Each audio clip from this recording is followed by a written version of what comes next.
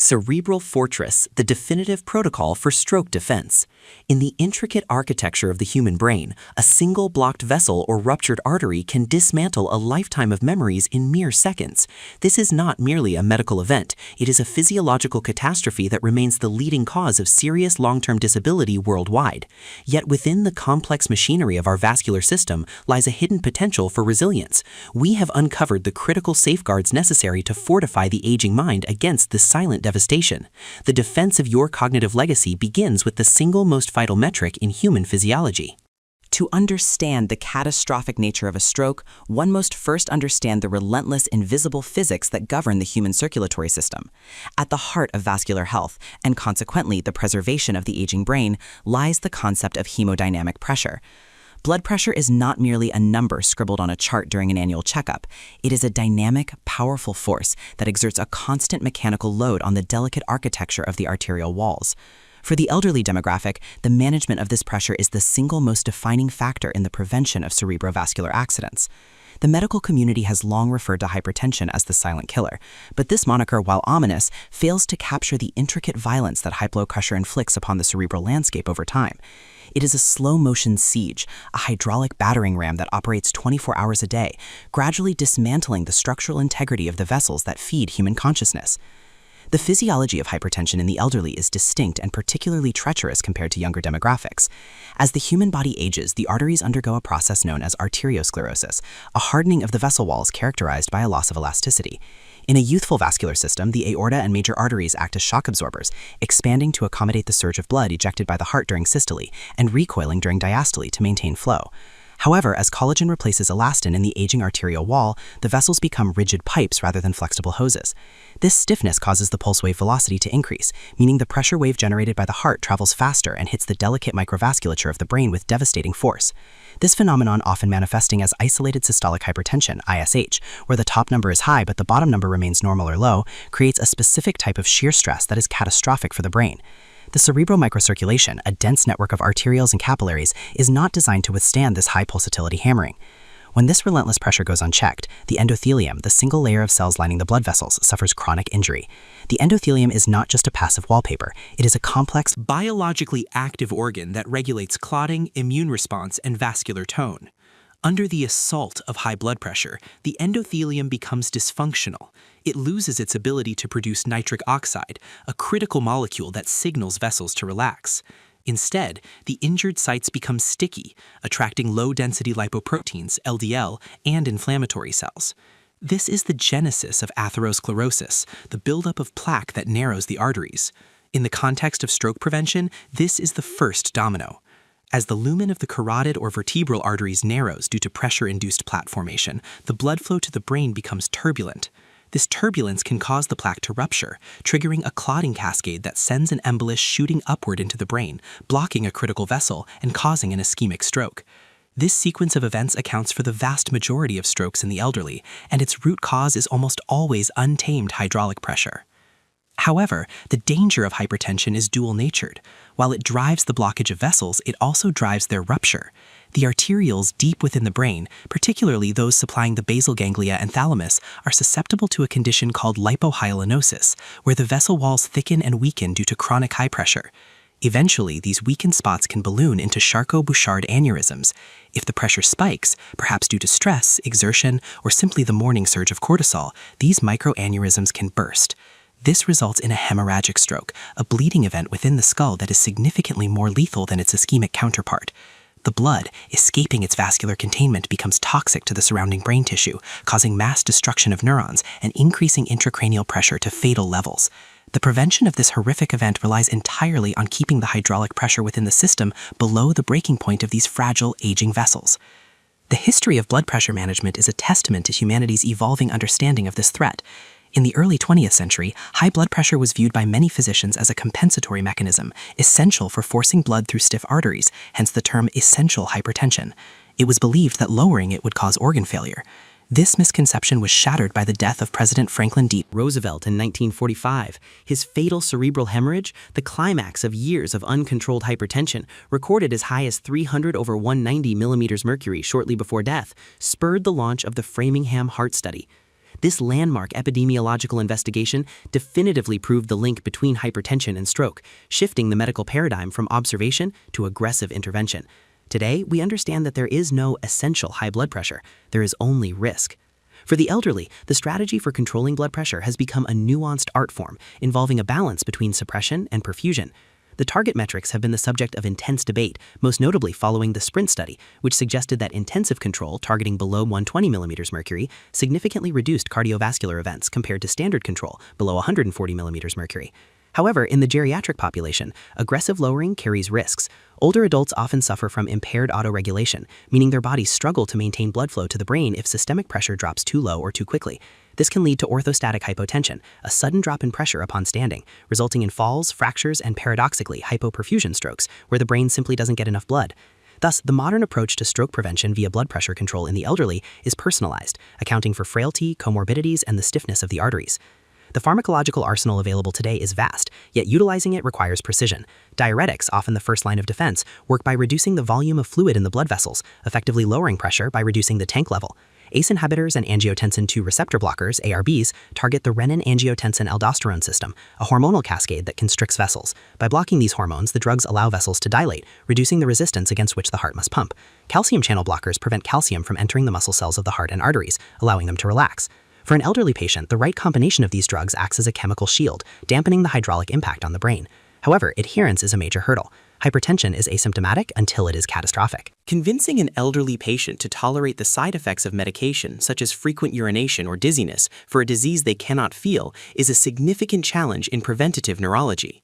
Beyond pharmacology, the role of sodium sensitivity in the elderly cannot be overstated. As kidneys age, their ability to excrete excess sodium diminishes. A high sodium diet causes water retention, which increases blood volume and consequently pressure. The investigative lens on modern food systems reveals a landscape saturated with hidden sodium, turning everyday meals into hypertensive triggers. The DASH, Dietary Approaches to Stop Hypertension, diet has emerged as a scientifically validated intervention, proving that nutritional biochemistry can be as potent as pharmaceuticals. By loading the body with potassium, magnesium, and calcium, electrolytes that counteract the effects of sodium, elderly individuals can naturally lower their vascular tone. This requires a radical departure from processed convenience foods, necessitating a return to whole, unadulterated nourishment as a primary stroke defense mechanism. The technological future of blood pressure management promises to revolutionize stroke prevention. We are moving away from the sporadic snapshot measurements taken in a doctor's office, which are often distorted by white coat syndrome, where anxiety spikes pressure, toward continuous cuffless monitoring. Wearable technology using optical sensors and pulse wave analysis can now track blood pressure fluctuations in real time, identifying nocturnal hypertension, non-dipping, a condition where pressure fails to drop during sleep and a potent predictor of stroke risk. Furthermore, innovations like renal denervation, a minimally invasive procedure that disrupts the nerves communicating between the brain and the kidneys to permanently lower blood pressure, offer hope for those with resistant hypertension. Ultimately, controlling blood pressure is not just about medical maintenance, it is about preserving the self. Every millimeter of mercury lowered is a reduction in the mechanical stress tearing at the fabric of the mind, a vital investment in protecting the brain from the inevitability of hydraulic failure. Number 2. Manage blood sugar levels, the metabolic toxicity. While high blood pressure acts as a physical battering ram against the brain's defenses, high blood sugar operates as a chemical corrosive, slowly eroding the vascular system from the inside out. The management of glucose levels is the second pillar of stroke prevention in the elderly, inextricably linked to the preservation of cognitive function and vascular integrity. Diabetes mellitus, particularly type 2, is often misunderstood as merely a disease of the pancreas or a problem of weight. In reality, it is a pervasive vascular catastrophe. Chronic hyperglycemia transforms the blood, the river of life, into a toxic sludge that damages every vessel it touches. For the aging brain, the implications of this metabolic dysfunction are profound, creating a biological environment where stroke becomes not just a risk, but a statistical probability. To comprehend the magnitude of the threat, one must look at the molecular level. Glucose, in appropriate amounts, is the primary fuel source for the brain. However, when levels remain chronically elevated, glucose molecules begin to bind indiscriminately to proteins and lipids in a process called glycation. This non-enzymatic reaction produces sticky, dysfunctional compounds known as advanced glycation end products, AGEs. These AGEs are essentially biological debris that accumulate in the vessel walls. They cross-link with collagen, making the artery stiff and inelastic, exacerbating the hypertension discussed previously. But the damage goes deeper. AGEs bind to specific receptors, RG, on the endothelial cells, triggering a massive inflammatory response.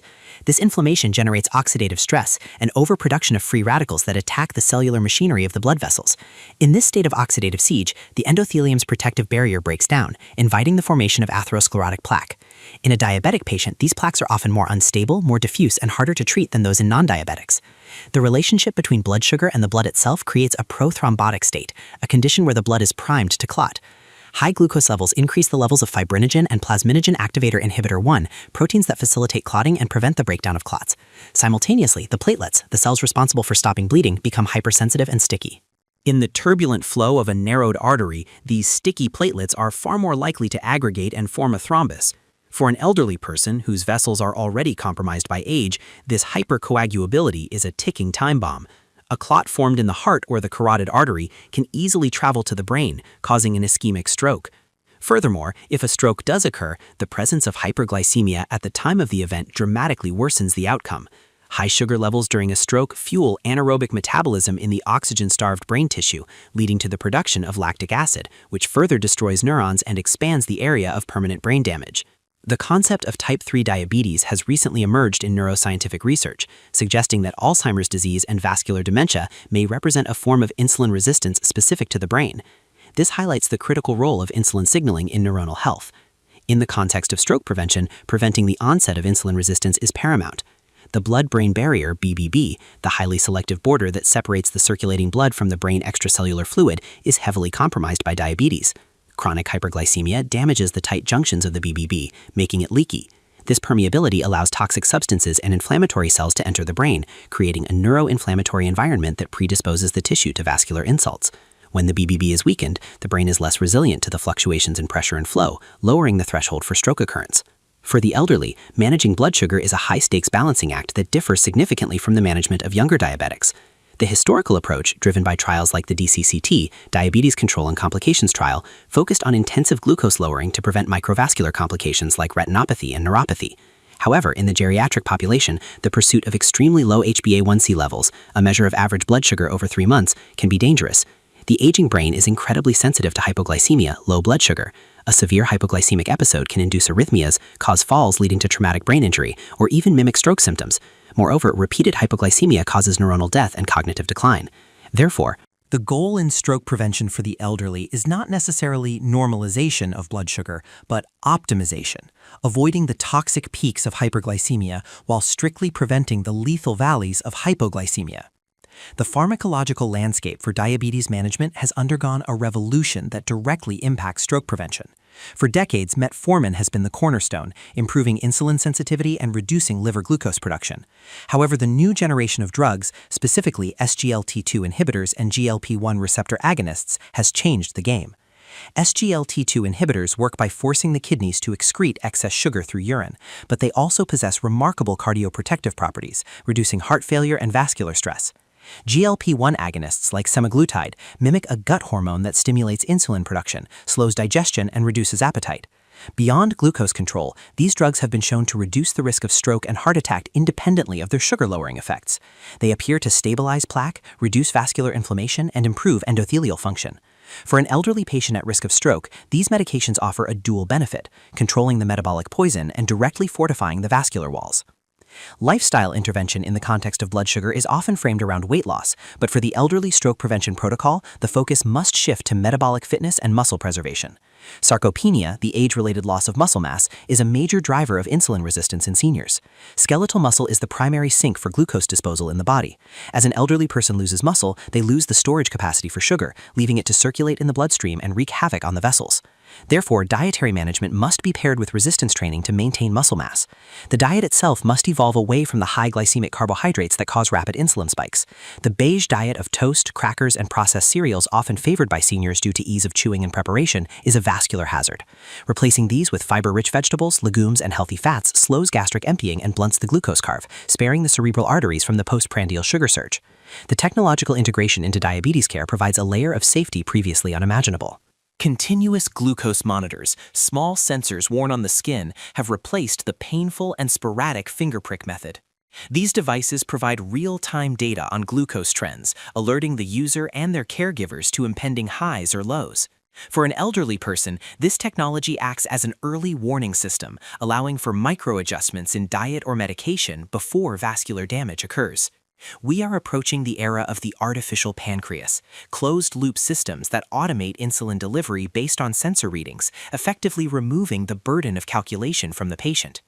Ultimately, managing blood sugar to prevent stroke is about preserving the chemical purity of the bloodstream. It is about preventing the crystallization of the body's fluids and the caramelization of its proteins. The connection between the pancreas and the brain is undeniable. When the metabolic system fails, the vascular system follows, and the brain pays the ultimate price. By stabilizing glucose through advanced pharmacology, intelligent nutrition, and muscle preservation, we stop the chemical erosion of the cerebral arteries. We ensure that the blood remains a nourishing fluid rather than a toxic solvent, keeping the pathways to the mind open, flexible, and resilient against the threat of stroke.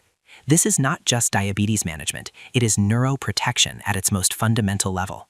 In the grand hydraulic design of the human circulatory system, cholesterol is the most misunderstood antagonist. For decades, it has been vilified in popular culture as a dietary sin, a direct consequence of indulgence in eggs, butter, and red meat.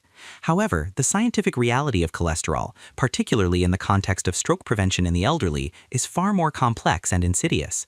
Cholesterol is not an external poison. It is a fundamental building block of life, essential for the integrity of cell membranes, the production of hormones like cortisol and estrogen, and the synthesis of vitamin D. Yet when the delicate balance of lipid transport is disrupted, this life-giving molecule transforms into the primary architect of cerebrovascular ruin. The management of cholesterol is not merely about lowering a number on a lab report. It is about halting a microscopic process of accumulation and inflammation that slowly turns the flexible highways of the brain into brittle, narrowed corridors prone to catastrophic failure. To understand the threat, one must descend into the microscopic underworld of the arterial wall. The villain in this narrative is low-density lipoprotein, often simplified as bad cholesterol. LDL particles act as ferries, transporting cholesterol from the liver to the tissues. In a healthy system, this is a seamless logistical operation. However, when LDL levels are chronically elevated, or when the particles are small and dense, they begin to infiltrate the endothelium, the inner lining of the artery. This infiltration is the genesis of atherosclerosis. Once trapped inside the arterial wall, the LDL particles undergo oxidation, a chemical reaction driven by free radicals. Oxidized LDL is toxic. It triggers an alarm in the immune system. The body sends macrophages, white blood cells designed to clean up debris, to consume the oxidized lipids. But in a hyperlipidemic environment, these macrophages gorge themselves until they become bloated, dysfunctional foam cells. These cells die and accumulate, forming a necrotic core of fat and cellular debris. This is the fatty streak, the seed of the plaque that will eventually threaten the brain. For the elderly, this process has often been underway for decades, a slow-motion sedimentation akin to silt building up in a riverbed. By the time a patient reaches their 70s, the soft fatty streaks have hardened and calcified. Or worse, they have become unstable soft plaques covered by a thin fibrous cap. This is the critical danger zone for ischemic stroke. If the fibrous cap ruptures, perhaps triggered by a spike in blood pressure or systemic inflammation, the exposed necrotic core comes into contact with the blood. The body perceives this as a wound and instantly triggers the clotting cascade. Platelets rush to the site, forming a thrombus. In the carotid arteries, the main thoroughfares to the brain, this thrombus can grow until it occludes the vessel entirely, or a piece can break off, embolize, and shoot upward into the cerebral circulation, lodging in a smaller vessel and starving a section of the brain of oxygen. This biological sequence is the mechanism behind a vast percentage of strokes, and it is driven entirely by the mismanagement of lipid profiles. The history of our understanding of this mechanism is a saga of scientific detective work. In the mid-20th century, the Framingham Heart Study provided the first definitive epidemiological evidence linking elevated serum cholesterol to cardiovascular disease and stroke. This shifted the medical paradigm from viewing atherosclerosis as an inevitable consequence of aging to recognizing it as a metabolic disease that could be treated. The discovery of statins by Japanese microbiologist Akira Endo in the 1970s marked a turning point in human history. Endo discovered a substance in fungi that inhibited HMG-CoA reductase, the key enzyme the liver uses to produce cholesterol. This discovery gave birth to a class of drugs that are arguably the most impactful in the history of preventative cardiology. Statins do not just lower LDL levels, they possess pleiotropic effects. They reduce inflammation within the arterial wall, improve endothelial function, and most importantly, they stabilize existing plaque. For an elderly patient with carotid atherosclerosis, a statin acts as a chemical cement, hardening the fibrous cap and preventing the rupture that leads to stroke. However, the management of cholesterol in the elderly is fraught with debate and nuance. The cholesterol paradox has been observed in some geriatric studies, suggesting that in very old age, over 85, higher cholesterol might be associated with lower mortality, possibly due to a protective effect against frailty or infection. This has led to a careful recalibration of treatment goals. The objective is no longer to drive cholesterol to zero, but to tailor the lipid profile to the individual's vascular risk. The focus has shifted to the quality of the particles rather than just the quantity. We now look at apolipoprotein B, ApoB, a protein attached to every atherogenic particle, which provides a more accurate count of the number of particles capable of clogging the arteries than a standard LDL measurement. Furthermore, the role of high-density lipoprotein, HDL, the good cholesterol, is critical. HDL acts as a biological vacuum cleaner, extracting cholesterol from the foam cells and transporting it back to the liver for excretion, a process known as reverse cholesterol transport. In the elderly, maintaining functional HDL is a key strategy in halting plaque progression. A new frontier in lipid management has emerged with the identification of lipoprotein A, LPA, a genetic variant of LDL that carries an extra protein tail. This particle is particularly malevolent. It is not only pro-atherogenic, causing plaque, but also pro-thrombotic, causing clots, and pro-inflammatory. Elevated LPA is determined almost entirely by genetics, not diet, and traditional statins do not lower it. For decades, it was a ghost risk factor. Patients with normal LDL would still suffer massive strokes, leaving doctors baffled. Today, we understand that LPA is a silent driver of residual stroke risk. While specific treatments for LPA are still in clinical trials, such as antisense oligonucleotides, simply knowing a patient has high LPA dictates a more aggressive management of all other risk factors. It changes the calculus of prevention from a general recommendation to a targeted genetic intervention. The technological evolution of cholesterol management is moving away from the daily pill burden, which can be difficult for elderly patients with cognitive decline or polypharmacy issues. The advent of PCSK9 inhibitors represents a quantum leap in biotechnology. These injectable monoclonal antibodies target a protein that degrades LDL receptors in the liver. By blocking PCSK9, the liver recycles more receptors, pulling vast amounts of LDL out of the bloodstream, lowering levels by 60% or more, even in patients who max out on statins. These drugs, administered once every few weeks or months, offer a vaccine-like approach to lipid management. Looking even further ahead, CRISPR gene editing technologies are being explored to permanently alter the liver's cholesterol production machinery, potentially offering a one-and-done cure for familial hypercholesterolemia. Culturally, the cholesterol narrative forces us to confront the industrialization of our food supply, but the medical intervention remains paramount for the elderly. While diet is the foundation, in the context of a 75-year-old with established plaque, diet alone is rarely sufficient to reverse the risk. The vascular damage is cumulative. The area under the curve, the total exposure of the arteries to high cholesterol over a lifetime, determines the stroke risk. Therefore, the strategy for the elderly is often aggressive secondary prevention. It involves the use of high-intensity statins not just to lower lipids, but to pacify the inflammation simmering within the vessel walls. It involves the sophisticated imaging of arteries using CT angiography to visualize not just the narrowing of the pipe, but the composition of the plaque itself. Ultimately, maintaining healthy cholesterol is an act of vascular preservation. It is about keeping the blood fluid and the channels open. It requires navigating the complex interplay between genetics, metabolism, and pharmacology. For the aging individual, the goal is to prevent the lipid load from tipping the scales toward thrombosis. By mastering the lipid profile, we deny the stroke its primary building material. We strip the weapon from the enemy's hand, ensuring that the brain's supply lines remain clear, allowing the mind to function without the looming shadow of ischemic blockade. This is the molecular warfare of stroke prevention, fought one lipoprotein at a time. 4. Eat a stroke preventative diet, the biochemical pharmacy.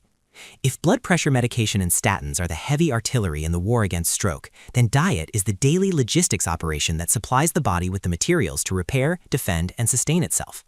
However, to view food merely as calories or fuel is a gross oversimplification that fails to capture the immense biological power of nutrition. Every bite of food ingested is a complex packet of chemical information that interacts with the human genome, the vasculoendothelium, and the brain's intricate signaling pathways.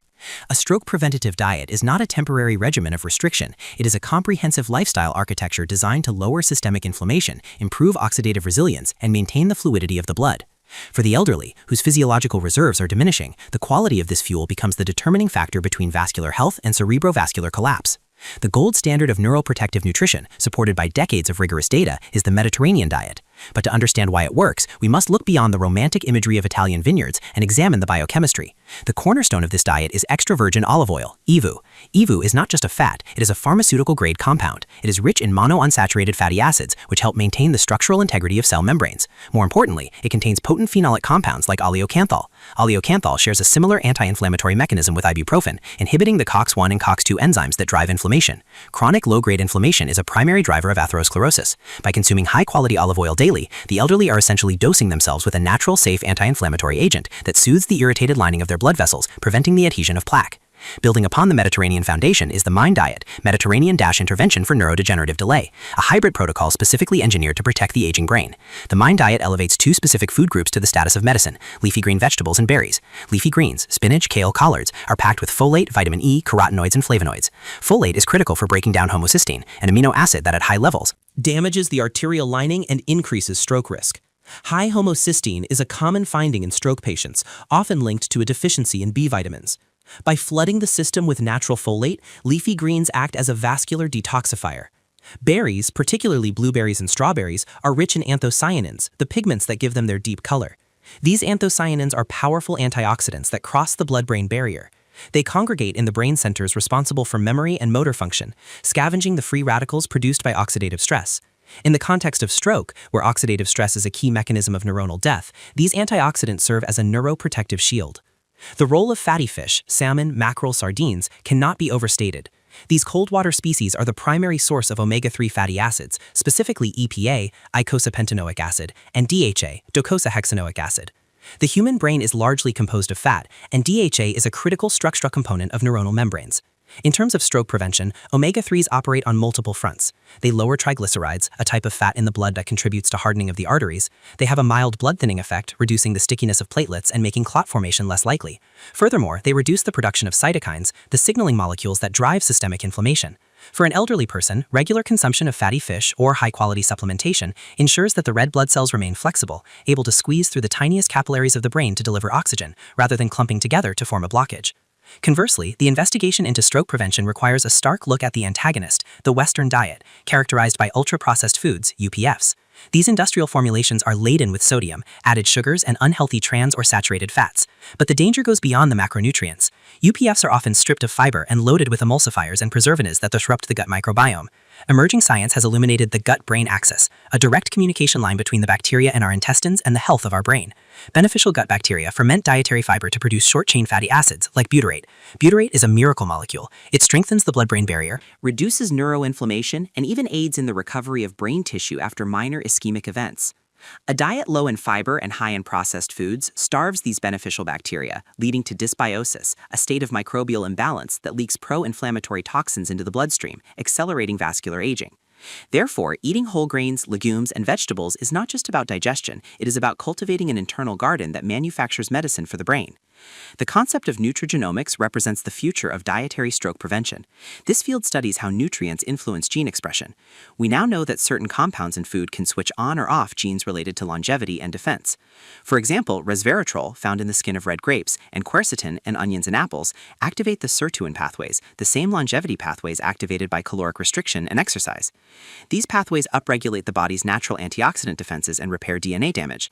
For the elderly, eating a diet rich in these bioactive compounds is a way to hack their own genetic code, instructing their cells to remain in a state of repair and vigilance rather than senescence and decay. However, the practical application of a stroke preventative diet in the elderly population faces significant hurdles.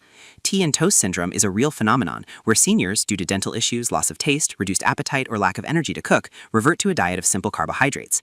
This malnutrition paradoxically occurs even in obese individuals. They are overfed but undernourished. The lack of protein leads to sarcopenia, muscle loss, and the lack of micronutrients weakens the vascular walls. Overcoming this requires a societal shift towards viewing food preparation as a critical part of elder care. It involves texture-modified diets that retain nutritional density for those with swallowing difficulties, dysphagia, and community programs that combat the social isolation often responsible for poor eating habits. The cultural history of diet reveals that we have strayed dangerously far from our evolutionary requirements. The blue zones, regions like Sardinia, Italy, and Okinawa, Japan, where people live exceptionally long, stroke-free lives, provide the epidemiological proof of concept. In these zones, food is local, seasonal, and largely plant-based. Meat is a garnish, not the centerpiece. Meals are communal events, reducing stress, another stroke risk factor. The Okinawan practice of hara-hachi-bu, Eating until only 80% full prevents the metabolic overload that spikes blood sugar and stresses the vascular system. Adopting these principles does not require living on an island. It requires a conscious rejection of the fast food culture and a return to slow food. In the final analysis, a stroke preventative diet is a daily infusion of biological resilience. It is the strategic intake of potassium to lower blood pressure, antioxidants to neutralize rust-like oxidation in the vessels, and healthy fats to lubricate the flow of life to the brain. It transforms the pantry into a pharmacy. For the elderly, every meal is an opportunity to intervene in the disease process, to wash away the precursors of plaque, and to fortify the cerebral fortress. We are quite literally what we eat, and to prevent the devastation of stroke, we must construct our bodies out of materials that can withstand the test of time. In the modern medical understanding of cerebrovascular health, the human body is viewed not merely as a vessel for the mind, but as a hydraulic machine designed for perpetual motion. The relationship between physical activity and stroke prevention is foundational, yet for the elderly demographic, it is often framed incorrectly. The popular imagery of exercise, high-intensity interval training, heavy weightlifting, or marathon running is not only intimidating to a 70-year-old with osteoarthritis, but potentially counterproductive. The true antidote to stroke risk in the aging population lies in the concept of gentle consistency, a philosophy that prioritizes hemodynamic stability and endothelial stimulation over sheer caloric burn. We must reframe movement as a pharmaceutical intervention. When an individual walks, swims, or practices Tai Chi, they are essentially dosing their bloodstream with endogenous chemicals that repair, dilate, and fortify the arteries leading to the brain. To understand why gentle exercise is so potent against stroke, we must examine the physics of blood flow, specifically a force known as shear stress. When a person engages in rhythmic, moderate activity like walking, the heart rate increases slightly and blood flows more rapidly through the vessels. As this blood rushes past the endothelium, the inner lining of the arteries, it creates a frictional force parallel to the vessel wall. This friction, or shear stress, is the mechanical trigger for biological magic. The endothelial cells detect this flow and respond by upregulating the production of endothelial nitric oxide synthase, ENOS. This enzyme produces nitric oxide, NO, a gas that diffuses into the smooth muscle cells of the artery, causing them to relax and dilate. This process, known as flow-mediated dilation, is the primary mechanism by which the body regulates blood pressure and ensures adequate perfusion to the brain. In the sedentary elderly, this signal is silent. The vessels, lacking the stimulus of shear stress, become stiff and constricted. Gentle exercise turns the signal back on, keeping the arteries flexible and wide, preventing the high-pressure bottlenecks that lead to ruptures and clots. The specific modality of Tai Chi deserves a dedicated investigative spotlight, as it has emerged in clinical literature as a stroke prevention superdrug for the elderly. Originating from ancient Chinese martial arts, Tai Chi is often described as meditation in motion, but this poetic description belies its physiological rigor. A randomized controlled trial published in the New England Journal of Medicine highlighted Tai Chi's superiority over standard stretching in treating Parkinson's disease, and its implications for stroke are equally profound. Tai Chi addresses two distinct risk factors, hypertension and fall risk. The slow, deliberate movements combined with deep diaphragmatic breathing induce a state of parasympathetic dominance. This lowers cortisol levels and reduces sympathetic nervous system tone, directly lowering blood pressure. Unlike high-intensity cardio, which can temporarily spike blood pressure to dangerous levels in those with fragile vessels, Tai Chi maintains a hemodynamic sweet spot, providing the benefits of circulation without the risks of hypertensive crisis. Furthermore, the connection between falls and stroke is a grim, often overlooked reality. A significant percentage of strokes in the elderly are actually traumatic brain injuries, subdural hematomas, resulting from falls, or conversely, a minor ischemic event causes a fall which then leads to catastrophic injury. Tai Chi improves proprioception, the body's ability to sense its position in space. As we age, the sensory inputs from our feet and inner ear degrade, leading to balance deficits. Tai Chi retrains the neuromuscular system to maintain stability through weight shifting and core engagement. By preventing falls, we prevent the trauma that can trigger hemorrhagic events in the brain, particularly in elderly patients who may already be on blood thinners for other conditions. The evolutionary biology of walking provides further evidence for the necessity of low-intensity movement. Humans evolved as persistent hunters and gatherers, designed to move at a slow to moderate pace for hours each day. Our physiology relies on the skeletal muscle pump, particularly in the calves. In the elderly, venous return, the flow of blood back to the heart, is often compromised, leading to stasis and the potential for deep vein thrombosis, DVT. A clot formed in the leg veins can travel through the heart. If the patient has a patent foramen ovale, a hole in the heart present in about 25% of people, that clot can cross over and shoot straight to the brain, causing a paradoxical embolism. Walking acts as a second heart. Every step contracts the calf muscles, squeezing the veins and forcing blood upward, preventing the stagnation that breeds clots. This is why sedentary behavior is now classified as an independent risk factor for stroke, distinct from a lack of exercise. An elderly person who exercises for 30 minutes but sits for the remaining 15 hours is still at high risk. The goal is to break up sedentary time with bouts of gentle kinetic activity. We must also explore the neurobiological impact of exercise, the production of brain-derived neurotrophic factor, BDNF. Often referred to as Miracle-Gro for the brain, BDNF is a protein that supports the survival of existing neurons and encourages the growth of new synapses and blood vessels, angiogenesis. Stroke prevention is not just about stopping the clot, it is about building a cognitive reserve. An incredibly detailed body of research suggests that aerobic exercise, even at low intensities, boosts BDNF levels. A brain rich in BDNF and with a dense network of collateral blood vessels is more resilient. If a small vessel becomes blocked, a vascularly fit brain has alternative routes, collateral circulation, to bypass the blockage and keep the tissue alive. Gentle exercise builds this redundancy. It constructs a vascular safety net that can mean the difference between a transient ischemic attack, TIA, with no lasting damage, and a massive debilitating stroke. The cultural shift required to implement this is massive. In many Western societies, the elderly are encouraged to take it easy, a euphemism for immobility. Care homes are often designed around safety and stasis rather than movement. This warehousing of the elderly accelerates vascular decline. Contrast this with the blue zones like Okinawa or Sardinia, where the elderly engage in gardening, walking to neighbors' houses, and manual tasks well into their 90s. This incidental exercise is arguably more protective than a scheduled gym session because it is continuous. The medical community is now prescribing green prescriptions, instructions to walk in nature. The synergy of physical movement and exposure to nature has been shown to lower blood pressure more effectively than walking in an urban environment, likely due to the stress-reducing effects of phytokinsins, compounds released by trees, and the visual calming of fractals in nature. Technological advancements are poised to revolutionize how the elderly exercise for stroke prevention. We are entering the era of smart rehabilitation and preventative kinetics. Wearable exoskeletons, once the domain of sci-fi and military application, are becoming lighter and more accessible. These devices can assist frail elderly individuals in walking, providing the muscular support needed to maintain a gait, while allowing the cardiovascular system to reap the benefits of movement. Furthermore, virtual reality, VR, is being used to gamify gentle exercise. An elderly patient can take a virtual walk through Paris or a forest, motivated by the immersive environment to keep moving their legs while seated or standing safely. This overcomes the boredom and isolation that often lead to exercise abandonment. However, the gentle aspect cannot be overstressed. The concept of hormesis, the idea that a small amount of stress creates a beneficial adaptation, has a ceiling in the geriatric population. High-intensity strain can dislodge unstable plaque. If an elderly person has atherosclerosis in the carotid arteries, a sudden violent increase in heart rate and pressure can cause shear stress that is too high, rupturing the plaque cap. Thus, the prescription must be precision-engineered, enough intensity to stimulate nitric oxide and BDNF, but not enough to trigger plaque rupture. This is the Goldilocks zone of stroke prevention.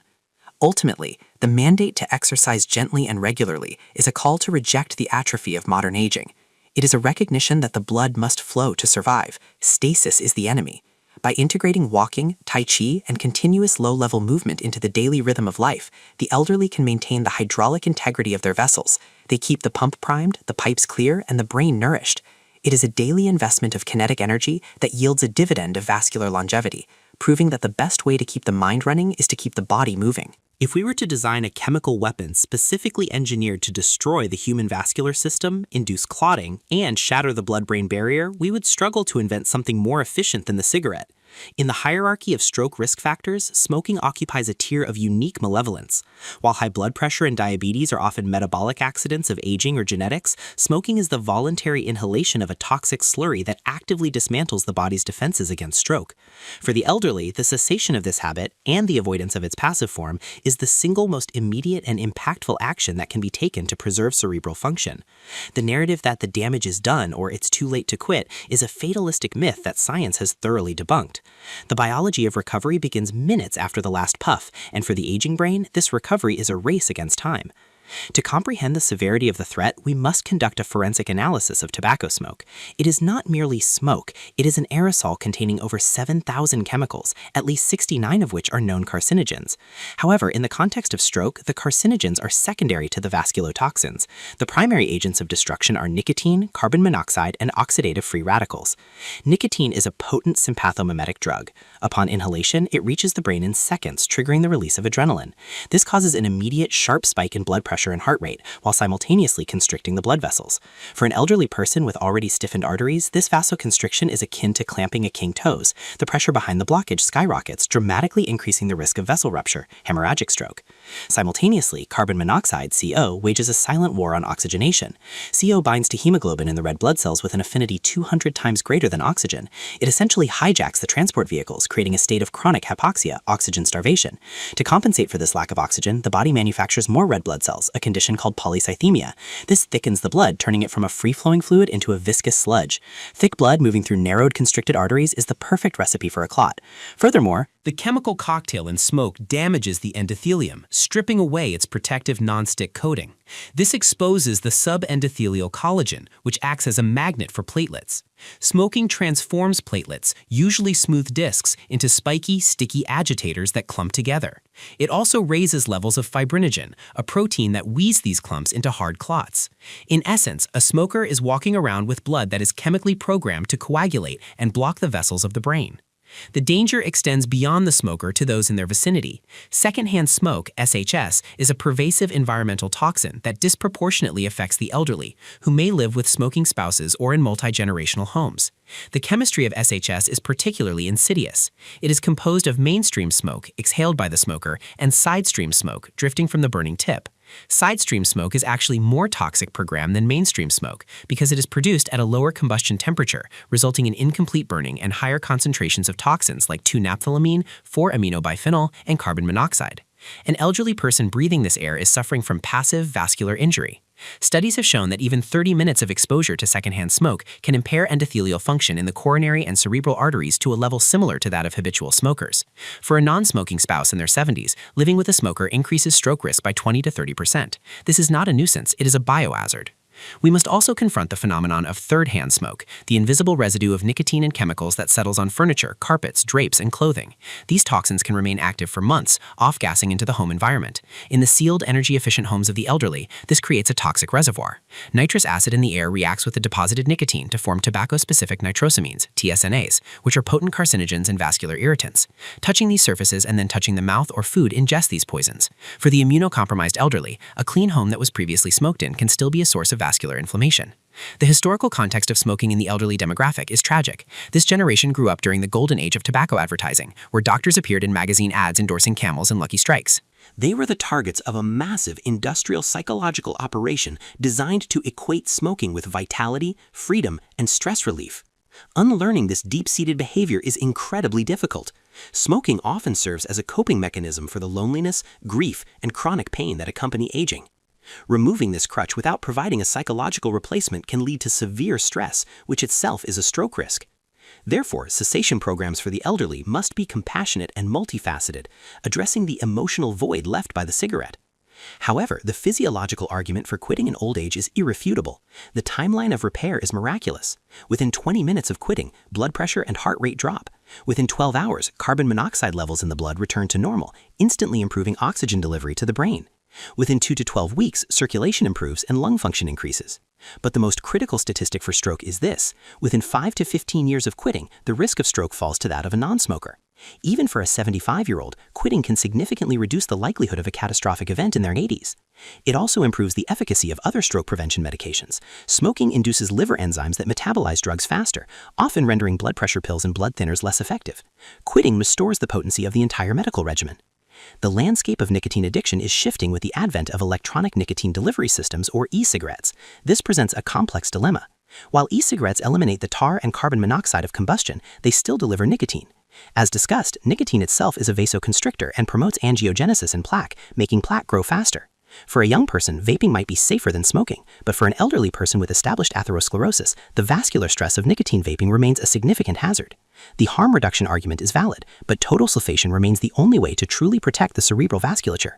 Heat-not-burn devices and nicotine salts are new variables in this equation, and their long-term effects on the aging brain are still being uncovered, with early data suggesting they still impair flow-mediated dilation. Culturally, we are moving toward a tobacco endgame, but the elderly are often left behind in these public health pushes. Viewed as lost causes, this is ageism in medicine. A 70-year-old has a life expectancy of another 15-20 years. Preserving the quality of those years is paramount. Stroke rehabilitation is grueling, expensive, and often incomplete. Prevention via cessation is cost-effective and humane. The philosophical implication of quitting smoking is the reclamation of autonomy. Addiction is a form of slavery, where the brain's reward pathways are hijacked by a molecule. Stroke is the ultimate loss of autonomy, stripping away speech, movement, and independence. By quitting smoking, the elderly individual makes a defiant stand for their own freedom. They choose oxygen over carbon monoxide, flexibility over rigidity, and life over latency. It is the clearing of the air, both literally and metaphorically, allowing the brain to breathe and function in an environment free from the chemical siege that has plagued it for decades. In the grand investigation of stroke prevention, eliminating tobacco is the removal of the primary suspect, ensuring that the vascular system is given a fighting chance to sustain the mind until the very end. In the cultural lexicon of the West, alcohol occupies a contradictory space. It is simultaneously celebrated as a social lubricant and a staple of relaxation, yet pharmacologically, it acts as a potent multi-system toxin. For the elderly population, the consumption of alcohol, specifically ethanol, presents a complex biohazard that directly undermines cerebrovascular integrity. While popular media has spent decades extolling the virtues of the French paradox and the cardioprotective qualities of red wine, the neurobiological reality for the aging brain is far starker. Alcohol is not merely a beverage, it is a small, water-soluble molecule that permeates every tissue in the body, crossing the blood-brain barrier with ease. Once inside the system, it initiates a cascade of physiological disruptions that significantly elevate the risk of both ischemic and hemorrhagic stroke. To limit alcohol intake is to remove a volatile chemical variable from an already delicate biological equation. To understand the magnitude of the risk, we must first examine the pharmacokinetics of alcohol in the aging body. As humans age, the body's water content decreases, and the ratio of fat to muscle shifts. Because alcohol is water-soluble, a drink consumed by a 70-year-old produces a significantly higher blood alcohol concentration than the same drink consumed by a 30-year-old. The volume of distribution is smaller, meaning the toxic load on the organs is more concentrated. Furthermore, the liver's ability to metabolize alcohol via the enzyme alcohol dehydrogenase diminishes with age. This results in ethanol remaining in the bloodstream for longer periods, extending the window of exposure during which vascular damage can occur. For the elderly, moderate drinking, as defined for the general population, may actually represent a toxic overdose, placing immense strain on the cerebrovascular system. The most direct mechanism by which alcohol drives stroke risk is through the elevation of blood pressure. Alcohol is a dose-dependent pressor agent. When ethanol is metabolized, it stimulates the sympathetic nervous system, triggering the release of catecholamines like adrenaline and noradrenaline. These stress hormones cause the smooth muscles in the artery walls to contract, narrowing the vessel lumen and forcing the heart to pump harder. Additionally, alcohol activates the renin-angiotensin-aldosterone system, a hormonal cascade that regulates blood volume and systemic vascular resistance. Chronic alcohol consumption keeps the system in a state of hyperactivation, leading to sustained hypertension. As established in previous entries, hypertension is the primary driver of stroke. Adding alcohol to the mix is akin to pouring gasoline on a smoldering fire. It accelerates the hardening of arteries and increases the shear stress on the vessel walls, pushing them toward rupture. This leads us to the specific and terrifying link between alcohol and hemorrhagic stroke. While ischemic strokes, blockages, are more common, hemorrhagic strokes, bleeds, have a higher mortality rate, and alcohol is a uniquely potent trigger for them. Chronic alcohol abuse leads to a condition called alcohol-induced thrombocytopenia, a suppression of platelet production in the bone marrow. Platelets are the body's first responders to vascular injury. They plug leaks. When platelet counts are low, the blood loses its ability to clot effectively. Simultaneously, alcohol impairs the liver's production of coagulation factors, proteins like fibrinogen. This creates a perfect storm of vascular fragility. The alcohol raises blood pressure, putting stress on the cerebral arteries, while simultaneously thinning the blood and disabling the repair mechanisms. If a microvessel in the brain bursts under the pressure, perhaps a Charcot-Richard aneurysm mentioned earlier, the compromised clotting system cannot seal the breach. The result is an intracerebral hemorrhage, a catastrophic event where blood floods the brain tissue, causing rapid necrosis and often death. We must also investigate the phenomenon of holiday heart syndrome, a clinical entity first described in the 1970s. This condition refers to the sudden onset of cardiac arrhythmias, most notably atrial fibrillation, AFib, following a bout of binge drinking. While the name sounds seasonal, the physiology is relevant year-round. Alcohol is toxic to the cardiomyocytes, heart muscle cells. It alters the electrolyte balance across cell membranes and disrupts the electrical connection pathways of the heart. For an elderly person whose heart may already have fibrotic changes, even a modest amount of alcohol can trigger an episode of AFib. As we will explore in the next entry, AFib is a massive risk factor for stroke. Therefore, alcohol acts as a double agent. It damages the vessels directly and simultaneously sabotages the heart's rhythm to generate clots. The interaction between alcohol and the pharmaceutical regimen of the elderly is another critical vector of risk. This is the era of polypharmacy, where the average senior takes multiple medications daily. Alcohol interacts dangerously with warfarin, a blood thinner, causing the INR, International Normalized Ratio, to fluctuate wildly, leading to either clotting or bleeding. It potentiates the sedative effects of benzodiazepines and opioids, increasing the risk of respiratory depression and hypoxia, low oxygen, which starves the brain. It competes with enzymes needed to metabolize statins and blood pressure medications, rendering them less effective or toxic. In essence, alcohol introduces chaotic variables into a carefully calibrated medical strategy, often neutralizing the very drugs prescribed to prevent a stroke. Culturally, the narrative around alcohol in the elderly is shifting. For decades, the nightcap was viewed as a harmless aid for sleep. We now know this to be a dangerous fallacy. While alcohol may reduce sleep latency, helping one fall asleep faster, it decimates sleep architecture. It suppresses REM, rapid eye movement sleep, and increases sleep fragmentation. During deep sleep, the brain utilizes the glymphatic system, a waste clearance pathway, to flush out neurotoxins like beta amyloid. Alcohol disruption of this cycle prevents the brain from cleaning itself, contributing to cognitive decline and vascular dementia. Moreover, the sedative effect wears off in the middle of the night, leading to a rebound effect of sympathetic arousal, causing blood pressure spikes during sleep, a prime time for stroke occurrence. The social dimension of alcohol also intersects with physical trauma. A significant number of strokes in the elderly are complicated by or confused with traumatic brain injuries, TBIs. Alcohol impairs proprioception and balance, which are already compromised in the geriatric population. A fall while intoxicated can cause a subdural hematoma, a bleed between the brain and its covering. In an elderly brain, which is atrophied slightly, the bridging veins are stretched and prone to tearing.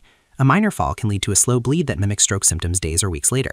Thus, limiting alcohol is a primary strategy for fall prevention, which is by extension, a strategy for preserving intracranial integrity. The future of alcohol management in stroke prevention lies in the realm of personalized genetics and sober curiosity. Genetic testing can now reveal variants in the ALDH2 gene, which affects how an individual metabolizes alcohol. Those with slow metabolism accumulate toxic acetaldehyde faster, experiencing greater vascular damage from smaller amounts. This knowledge empowers patients to understand their specific biological incompatibility with ethanol.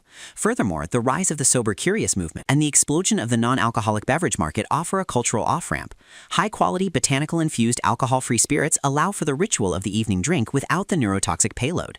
This cultural shift is vital for the elderly, reducing the social isolation that drives drinking while preserving vascular health.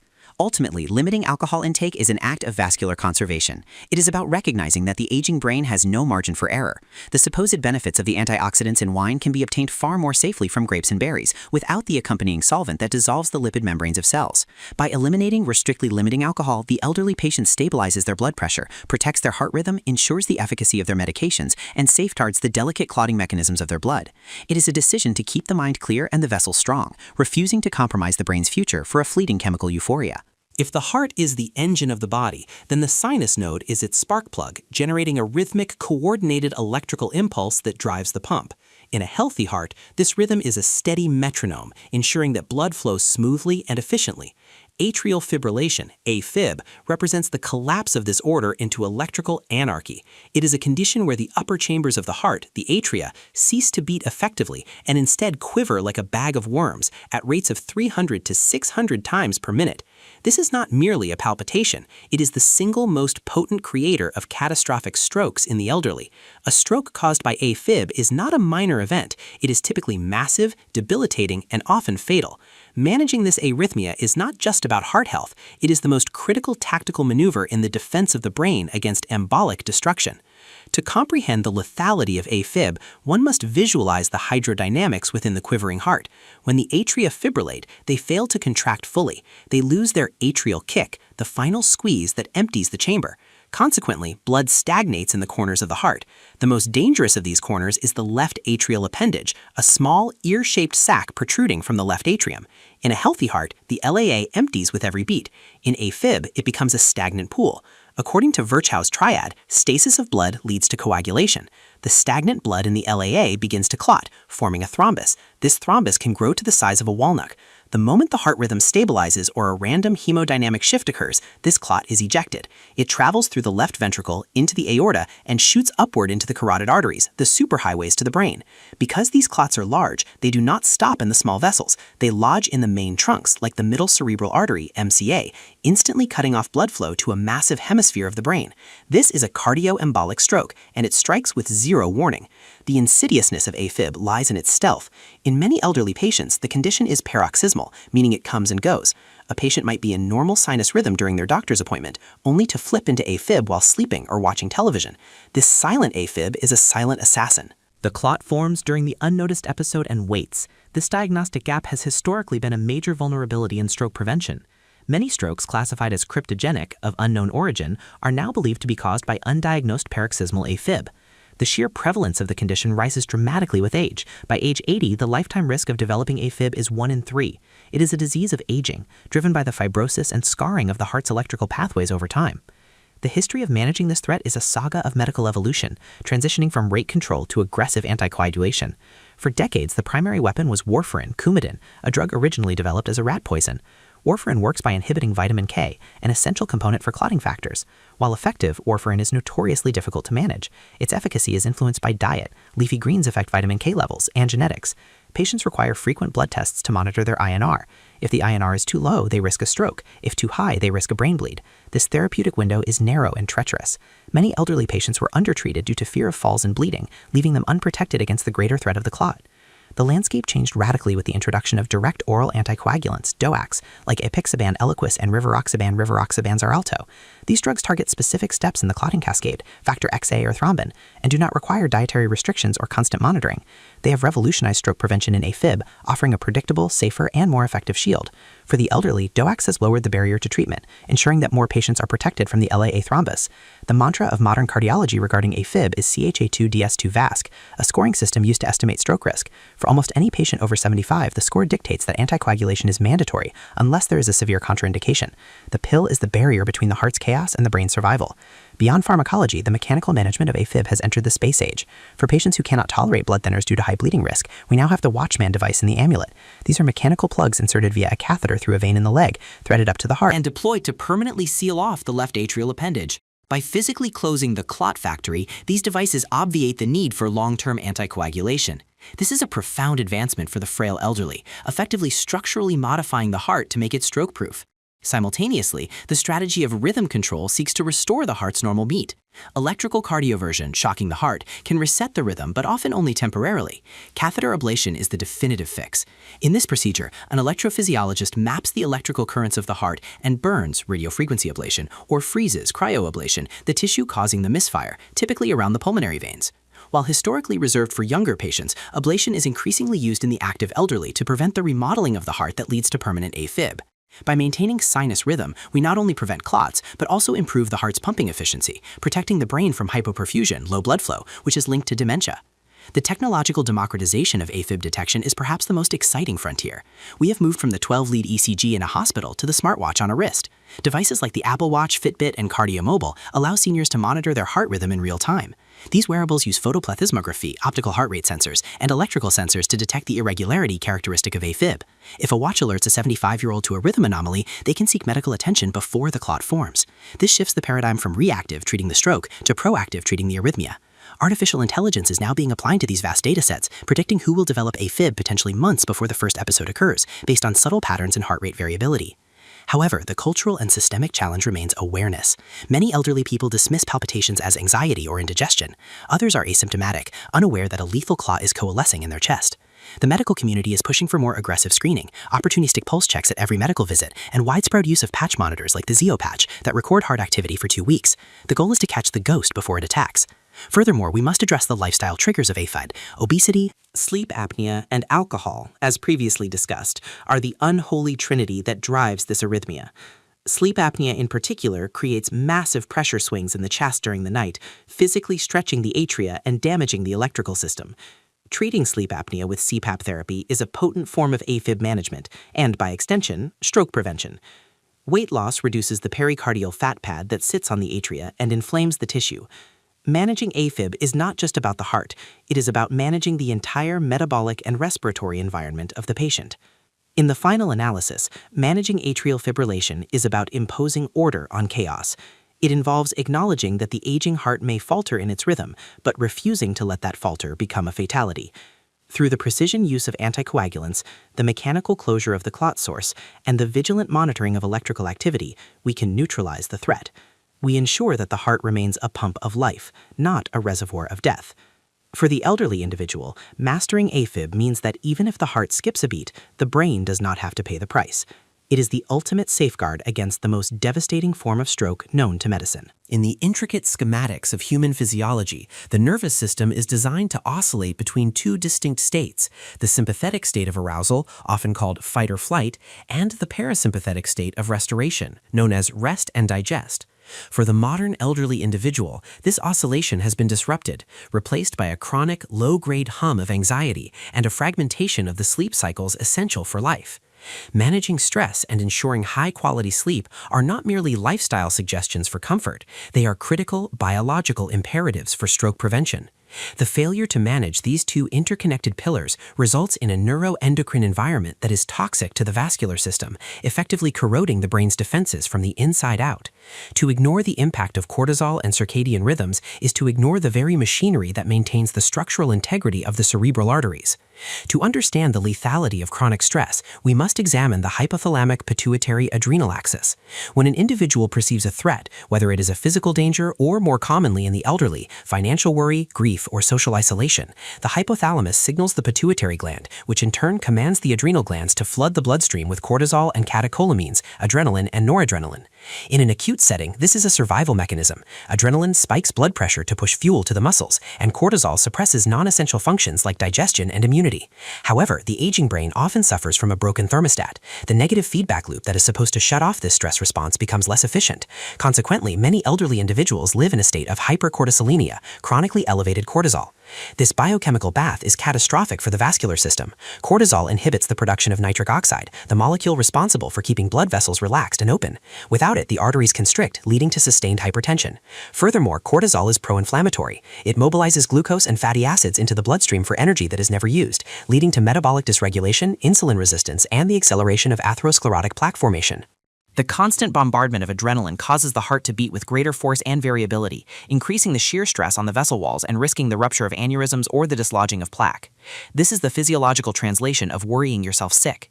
In extreme cases, acute emotional shock can trigger Takotsubo cardiomyopathy, or broken heart syndrome, where the heart muscle is stunned by a surge of stress hormones, mimicking a massive heart attack and creating a high risk for cardioembolic stroke. The relationship between stress and the immune system further elucidates the stroke risk. Chronic stress upregulates the production of pro-inflammatory cytokines, such as interleukin-6, IL-6. These signaling proteins travel through the blood and irritate the endothelial lining of the cerebral arteries, making them sticky and prone to clotting. This state of systemic inflammation is a hallmark of biological aging, often termed inflammaging. By managing stress through mindfulness, meditation, or cognitive behavioral therapy, CBT, the elderly are essentially lowering the temperature of this inflammation, soothing the endothelium, and reducing the biological friction that leads to vascular failure. However, the management of stress is inextricably linked to the biology of sleep. For decades, sleep was viewed by the medical community as a passive state of dormancy. We now know it as a highly active, metabolically intense period of neurorestoration.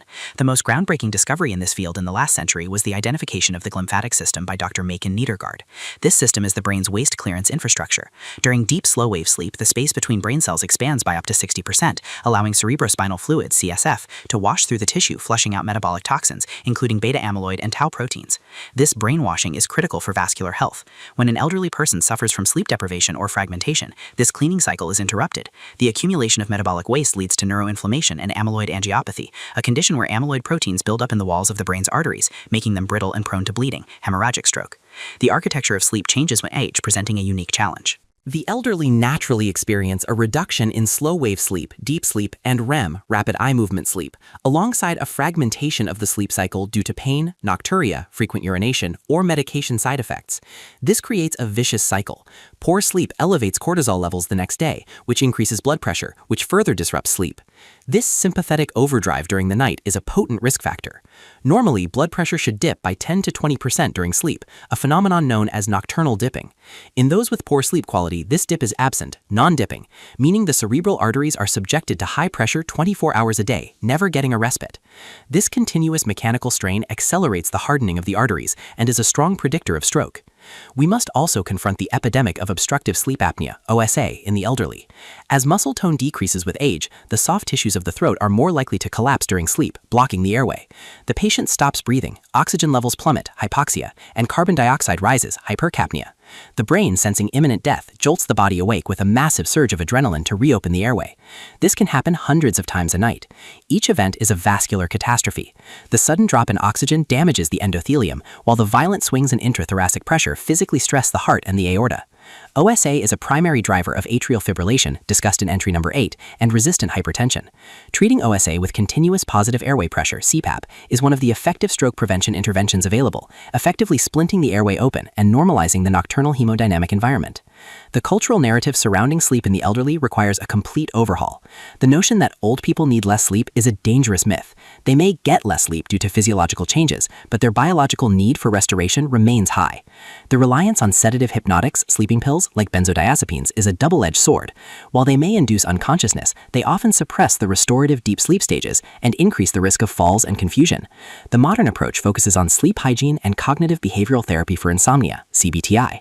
This involves rigorous control of the light environment, limiting blue light exposure in the evening to protect melatonin production and temperature regulation. Melatonin, the hormone of darkness, acts as a potent antioxidant in the brain. Its production declines sharply with age. Supplementation, along with maintaining a strict circadian rhythm, waking and sleeping at the same times, helps to resynchronize the body's internal clocks, optimizing the hormonal cascade that protects the vessels. The investigation into the psychosocial risk factors reveals that loneliness is as dangerous as smoking. Social isolation activates the same stress responses in the brain as physical pain. In the elderly, loneliness is associated with higher vascular resistance and elevated blood pressure. Conversely, social integration and a sense of purpose act as buffers against stress. The Rosetta effect, a famous study of a tight-knit Italian-American community in Pennsylvania, showed that strong social bonds protected the population from heart disease and stroke, despite poor diet and smoking habits. For the elderly, maintaining a social network is not just a leisure activity, it is a neuroprotective strategy. It lowers cortisol, boosts oxytocin, which protects the heart, and encourages health-seeking behaviors. Technological advancements are bringing stress and sleep management into the realm of precision medicine. Wearable devices now track heart rate variability, the variation in time between heartbeats. A high HRV indicates a flexible, resilient autonomic nervous system, while a low HRV signals stress and fragility. By monitoring HRV, elderly individuals can see the objective toll of stress on their bodies and adjust their behaviors accordingly. Biofeedback devices allow patients to visualize their physiological stress in real time and learn to control it through breathing exercises. Smart mattresses can detect sleep apnea events and adjust the sleeper's position automatically. Ultimately, managing stress and sleep is about respecting the biological limits of the human machine. It is about recognizing that the brain requires downtime to repair the microtraumas of daily existence. For the elderly, the margin for error is slim. A night of hypoxia or a week of intense anxiety can be the tipping point for a vascular system that is already compromising. By prioritizing the parasympathetic state through better sleep, stress reduction, and social connection, we lower the hydraulic pressure on the brain, clear out the metabolic debris, and ensure that the mind remains a sanctuary rather than a battleground. This is the quietest, yet perhaps the most profound form of stroke prevention. The final frontier in the defense against stroke is not a specific diet or a single medication, but a philosophy of vigilance. It is the transition from reactive medicine, treating the catastrophe after it occurs, to predictive and preventative surveillance. For the elderly, whose vascular history is often complex and cumulative, the annual checkup is insufficient. The prevention of stroke requires a targeted, investigative approach to medical monitoring, combined with a deep, sophisticated understanding of rehabilitation, not just as a recovery tool, but as a secondary prevention strategy. Knowledge is the ultimate neuroprotectant. Understanding the warning signs, the physiological markers of risk, and the mechanisms of recovery empowers the elderly patient to intervene before the irreversible silence of brain death sets in. The concept of the checkup must be elevated to a vascular audit. Standard blood pressure and cholesterol checks are the baseline, but true stroke prevention digs deeper. This involves the auscultation of the carotid arteries. A physician placing a stethoscope on the neck is listening for a bruit, a turbulent whooshing sound that indicates carotid stenosis, a narrowing of the main arteries feeding the brain due to plaque.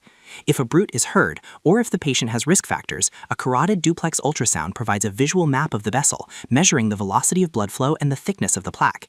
Identifying a 70 or 80% blockage in an asymptomatic patient allows for intervention, either through aggressive medical management or a surgical procedure like a carotid endarterectomy, before the plaque ruptures and sends an embolus to the brain. Furthermore, the modern vascular audit includes searching for the silent markers of risk. This includes blood tests for high-sensitivity C-reactive protein, a marker of systemic inflammation that predicts plaque instability. It involves checking homocysteine levels, as discussed earlier, and screening for kidney function, creatinine and GFR. Since the kidney and the brain share similar vascular susceptibilities, kidney disease is a strong predictor of stroke. The audit also extends to the eyes. The retinal vessels are the only place in the body where doctors can directly visualize the microvasculature without making an incision. A fundoscopic exam can reveal hypertensive retinopathy, damage to the tiny vessels of the eye, which mirrors the condition of the vessels deep inside the brain. A critical component of this surveillance is the detection of silent strokes. MRI studies have shown that for every symptomatic stroke, there are about 10 silent infarcts, small areas of brain damage that occurred without obvious symptoms. These lesions accumulate, leading to vascular dementia and gait disturbances. Regular cognitive screenings like the MoCA test, and when indicated, neuroimaging, can reveal this accumulating burden. Knowing that a patient has had silent strokes shifts their risk category to highest alert, triggering more aggressive management of lipids, pressure, and lifestyle to prevent the big one. The second half of this paradigm is stroke rehabilitation awareness, which essentially serves as education on the warning shot. The transient ischemic attack, or TIA, is a temporary blockage of blood flow to the brain that resolves on its own, usually within minutes, leaving no permanent damage. It is often dismissed by elderly patients as a funny turn or a moment of dizziness. This dismissal is frequently fatal. A TIA is the single greatest predictor of a major stroke. The risk of a massive event is highest in the 48 hours following a TIA. Awareness means understanding that a TIA is a medical emergency, requiring the same urgency as a heart attack. The ABCD2 score, age, blood pressure, clinical features, duration, diabetes, helps doctors stratify this risk. Rapid access to TIA clinics where patients are imaged and medicated immediately reduces the 90-day stroke risk by 80%. Rehabilitation awareness also encompasses the concept of neuroplasticity, the brain's ability to rewire itself. Historically, it was believed that the aging brain was static and incapable of repair. We now know that the brain remains plastic until death. Understanding this motivates prevention. It drives the concept of prehabilitation, building a cognitive and physical reserve. The more neural connections a person has, cognitive reserve, and the better their physical condition, physiological reserve, the better they can withstand a vascular insult. But more importantly, if a minor stroke does occur, timely rehabilitation is the key to preventing a second, more severe event. Post-stroke rehabilitation focuses on restoring movement and speech, but it also uncovers the etiology of the stroke. It is during rehab that many patients are finally diagnosed with sleep apnea, patent foramen ovale, or paroxysmal AFib. The FAST acronym, face drooping, arm weakness, speech difficulty, time to call 911, is the public face of this awareness, but for the elderly and their caregivers, the education must go deeper. It involves recognizing the chameleons of stroke: sudden loss of vision in one eye, amaurosis fugax, sudden severe vertigo, or sudden confusion. The mantra "time is brain" is not a slogan, it is a neurological calculation. In an ischemic stroke, the brain loses 1.9 million neurons every minute. The penumbra is the area of brain tissue that is stunned but not yet dead, surrounding the core of the infarct. It can be saved if blood flow is restored quickly. Awareness of the latest treatments, thrombolysis, TPA, the clot-busting drug, and mechanical thrombectomy, a catheter-based procedure to physically pull the clot out, is vital. Elderly patients and their families need to know that age itself is not a strict contraindication for these life-saving therapies. An active 85-year-old can and should be treated aggressively to preserve their independence. The future of checkups and awareness is digital and algorithmic. Artificial intelligence is revolutionizing stroke prediction.